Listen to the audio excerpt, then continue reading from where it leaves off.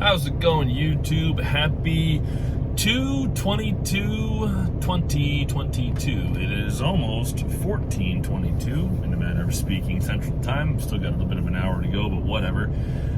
It is going to be the last major Tuesday of our lifetimes. There will never be another 2/22/22 Tuesday that I think any of us will ever experience until, 21/22, when maybe our grandchildren might get to see that, assuming we haven't nuked ourselves into oblivion by that point.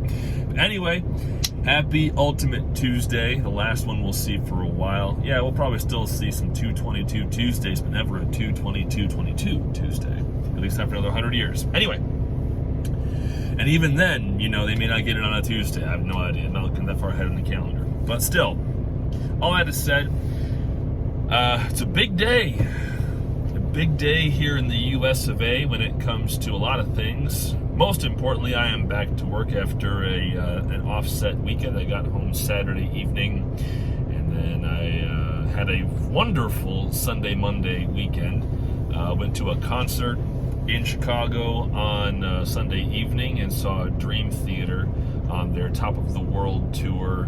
And that show was absolutely phenomenal. If you are a Dream Theater fan, you know what I am talking about. If you are not a Dream Theater fan and you enjoy music with odd time signatures, or you're a Rush fan or a Metallica fan, or you have an eclectic taste in music, I recommend Dream Theater. Fantastic musicality. I mean, we're talking, these are master level musicians across the board, and their show, their live performance is just outstanding.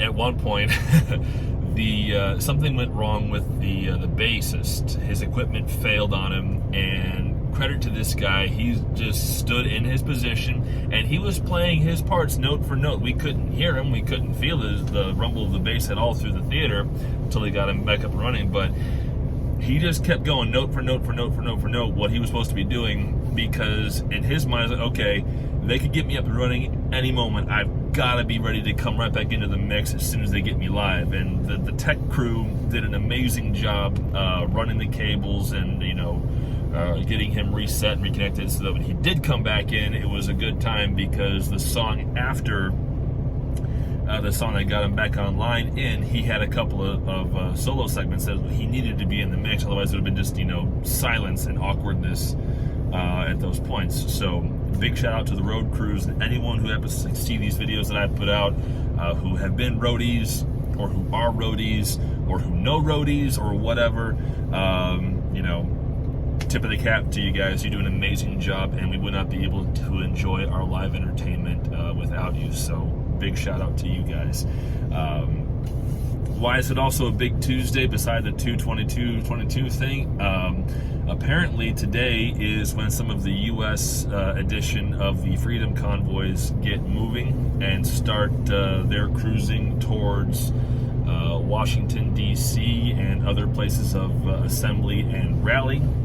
And why that's important is because just over the weekend and the end of last week, Canada put the boots to the Ottawa protest and basically broke it up by force.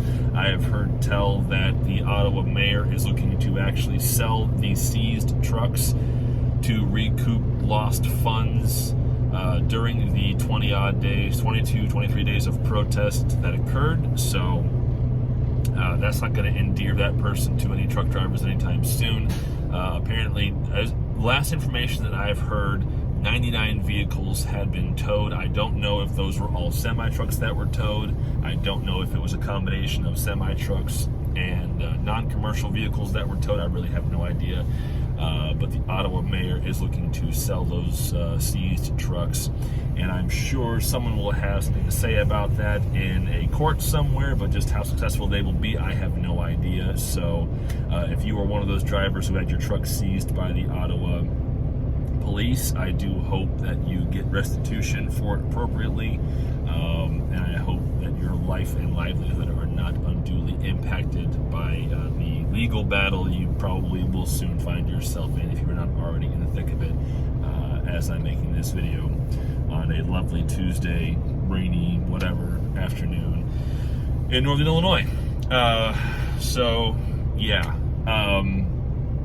I keep harping on this in all the videos where I talk about the U.S. protests, and it's going to be absolutely critical for us as the truckers, any of us who are seeking to participate in these protests. We have to make sure that we are doing so in the way that is covered by our First Amendment right in the United States, which is the right to peaceable, key term, peaceable assembly, to petition Congress for a redress of grievances. So the rallies and the freedom convoys in the U.S. will be petitioning Congress for a redress of grievances, meaning the cessation of all mandates, an end to the emergency authorities, emergency powers acts in the U.S., all of that, or emergency authorizations and all that good stuff, and more of a return to normalcy. So that is what the petitions will be about. And those are covered by the First Amendment as long as the assembly of truck drivers remains peaceable, and the same for all of those coming out to support the truck drivers. You have to be peaceable about it. But my concern is that since we have so many hotheads and frankly a lot of fools in the United States who either are truck drivers or who support the truck drivers, there is a significant recipe for disaster in terms of the success of our protests on a national level. That could, one moron could really put the boots to the whole thing and just knock the wind out of the sails. So, the peaceable assembly element of the whole process is being harped on and, drilled in by rally organizers and convoy organizers and the people who have emerged as leaders in this movement. And I cannot second that enough, that we must maintain a peaceable, dignified, controlled presence wherever any of us seek to rally, in order to communicate that we want grievances addressed by our legislatures and bodies in authority. That is, as is our right as Americans. But the moment that we step out of that peaceable assembly factor, unfortunately, essentially, those in law enforcement and those who would seek to oppose the message or who would seek to degrade it or deface it or whatever, they will then have a legal proxy to use, a legal avenue, as far as I'm understanding it, in order to then shut the message down, so to speak. So our peaceable assembly, our peaceable presence, our dignified and controlled responses to any bad actors who want to stir the soup and use it as an excuse to get their own mess out there. We have to be aware of that. Someone's going to try that. People are going to try to come against these protests in various degrees, whether from subversive actions or outright violence. We have to be aware that that's a very strong possibility, and we must absolutely make sure that we are in control of ourselves, our equipment, our attitudes, and anyone we are directly responsible for, as well as that we are adequately responding to those who are responsible for us. Like, if we're leased on with carriers or we're company drivers, we need to make sure that we are responsible to our companies for the equipment that is under our care. Are we parking it safely? Are we making sure it's in a secure area?